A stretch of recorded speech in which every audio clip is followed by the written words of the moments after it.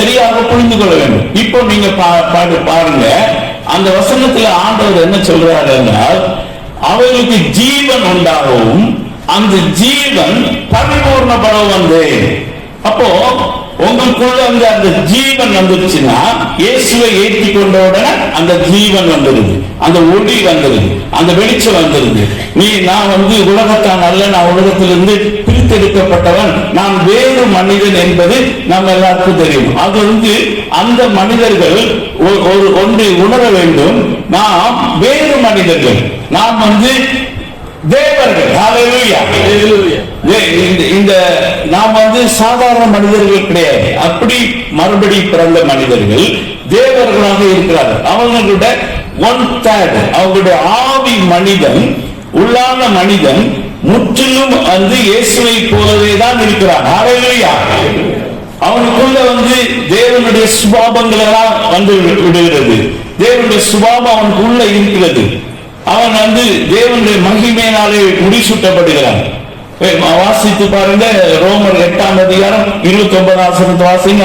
அவனுக்கு என்ன மாற்றம் நடந்தது என்று அங்க உங்களுக்கு தெரியும்.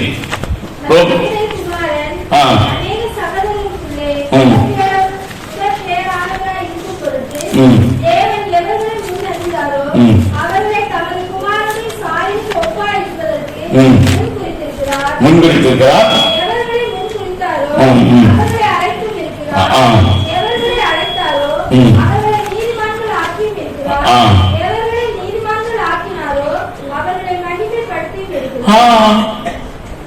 இப்போ இதெல்லாம் நம்ம பண்ண முடியாது. இது நம்ம பண்ற காரியங்கள் அல்ல. இந்த 3 நம்ம பண்ணலாம்.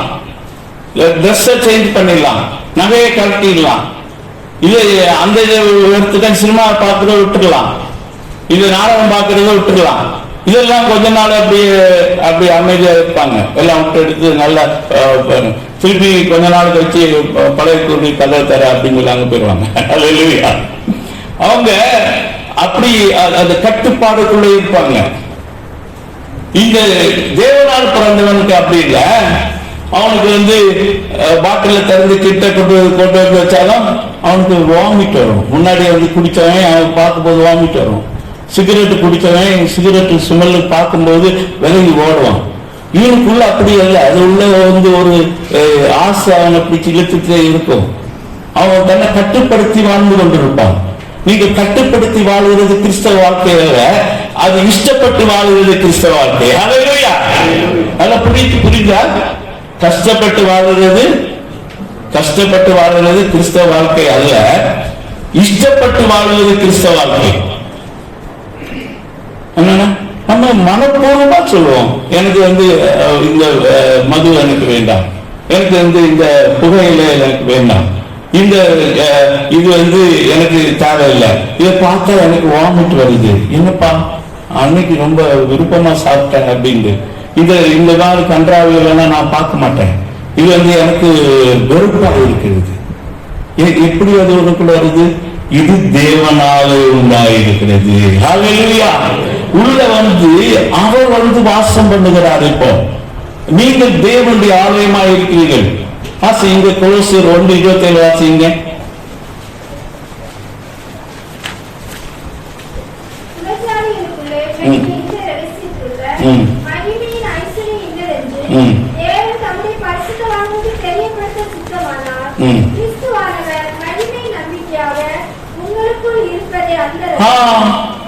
இப்போ யாரு உள்ள இருக்கிறா?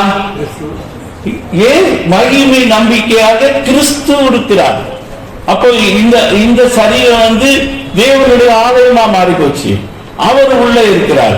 அதனால இவன் திருப்பி தப்பு செய்ய மாட்டான், இவன் ப்ராப்ளம் பண்ண மாட்டான். இவனுக்குள்ள இயேசு ஜீவிக்கிறார் என்று சொல்லி மகிமை நம்பிக்கையாக கிறிஸ்துவங்கள். இப்படி உலகத்துல எந்த மதத்திலும் அப்படி மாற்ற முடியாது.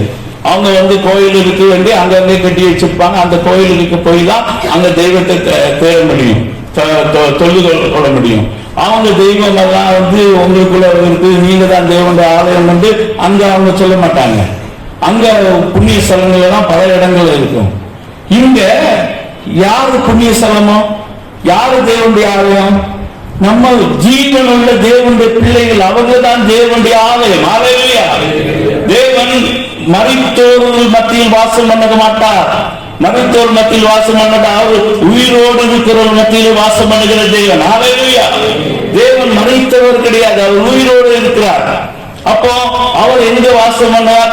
உயிருள்ள மக்கள் மத்தியில் அவங்களுக்கு உள்ள தேவன் வாசம் பண்ணுவார். ஹல்லேலூயா. அப்ப தேவன் அப்படிப்பட்டவர்களுக்குள்ள தேவன் இப்போ வாசம் பண்ணுகிறார். தேவனே வாசம் பண்ணுகிறார். அதனால தேவனுடைய பிள்ளைகளே, இப்ப நம்ம பாவம் செய்யாம இருக்கிறது, நீதியாக வாழ்வது, இரக்கம் பாராட்டுவது, நம்ம பரிசுத்தமா ஜீவிப்பது, இது ஒன்றுக்கும் காரணம் நம்ம கிடையாது. நமக்குள்ள வாசம் பண்ற இயேசு. ஹல்லேலூயா. இயேசு நமக்குள்ள வாசம் பண்றதுனால இது ஒரு இயல்பாக மாறுகிறது. அது இயல்பாக, கடினமான வாழ்க்கை அல்ல. கடினமாக ஐயோ அங்க பார்க்க கூடாது, இங்க பார்க்க கூடாது, அப்படிப்பட்ட பருவத்துக்கு நரகத்துக்கு போயிடும், அப்படியெல்லாம் பயப்படவே வேண்டாம். 4:17 தான் பேசுது, சொல்லுது. என்னது? நீங்க நியாய தீர்ப்பு நாளை குறித்து பயப்பட மாட்டீங்க. ஏன் அப்படின்னா அன்பு பூர்ண கிரியை செய்கிறது. உங்களுக்குள்ள தேவனுடைய அன்பு ஊற்றப்பட்டிருக்கிறது. அந்த அன்புனாலதான் நீங்க இப்போ கிறிஸ்துவை பின்பற்றுவீங்க. நியாய தீர்ப்பு நாளை குறித்து ஒருவரும் பயப்பட மாட்டாங்க. ஏன்னா கிறிஸ்து இருக்கிற போல நீங்க இருக்கிறீங்க. இந்த மறுபடியும் பிறந்தவனுடைய வாழ்க்கை முற்றிலும் அது எப்படி இருக்கும் அப்படின்னு கேட்டா, ஆண்டவர் சொல்றாரு, காற்றானது இந்த திசை தோன்றி இந்த திசை போறது என்பது ஒருவனும் அறியா. அதே போல மறுபடியும் பிறந்தவன் இருக்கிறான். மறுபடியும் பிறந்தவங்களுக்குள்ள எப்படி இருப்பீங்க அப்படின்னு சொல்லி பார்த்தா, காற்று என்ன செய்தாலும் இது தேவ சித்தப்படி செய்வாங்க. அவங்ககிட்ட போய் நீங்க கேட்க முடியாது. நீங்க மெட்ராஸ்ல செட்டில் ஆகிட்டீங்களா, நீங்க கனடாவில் செட்டில் ஆகிட்டீங்களா, நீங்க அமெரிக்காவில் செட்டில் ஆகிட்டீங்களா, இந்த பூமி வெந்து போகும். அதனால அவன் இந்த பூமியில செட்டில் ஆகவே மாட்டான். ஆவிக்குரியவன் பூமியில எங்கேயுமே செட்டில் ஆக மாட்டான். அவனுக்கு வீடு, சொந்த வீடு வேணா இருக்கலாம், அமெரிக்காவில் இருக்கலாம், கனடாவில் இருக்கலாம், 100 இடத்துல கூட இருக்கலாம். ஆண்டவர் சொன்னா 100 வீடு இந்த என் நாமத்தின் ஒரு வீடு விட்டா அவனுக்கு 100 வீடு தருவேன்னு சொல்றாரு. 100 வீடு கூட இருக்கலாம். ஆனா ஒரு இடத்துல அவன் செட்டில் ஆக மாட்டான். ஹல்லேலூயா. அவன் சொன்னா இந்த பூமி எனக்கு சொந்தம் அல்ல, எந்த தேசம் பரலோகம், அதுக்கு நான் போறேன், நான் இந்த பூமியில ஒரு பரதேசி அப்படின்னு சொல்லுவான். எத்தனை கோடி இருந்தாலும் பரதேசி தான் சொல்லுவான். அது ஒண்ணு எனக்கு சொந்தம் இல்லைன்னு சொல்லுவான். ஹல்லேலூயா. அது யாராவது கேட்டா ஆண்டவர் கொடுக்க சொன்னால் அவர்கிட்ட கொண்டு போய் கொடுப்பேன் அப்படின்னு சொல்லுவான். இந்த கோடி எல்லாம் நான் உண்டாக்குனது என்று சொல்ல மாட்டான். எல்லாமே அவனுக்கு தேவனால் உண்டாகும்.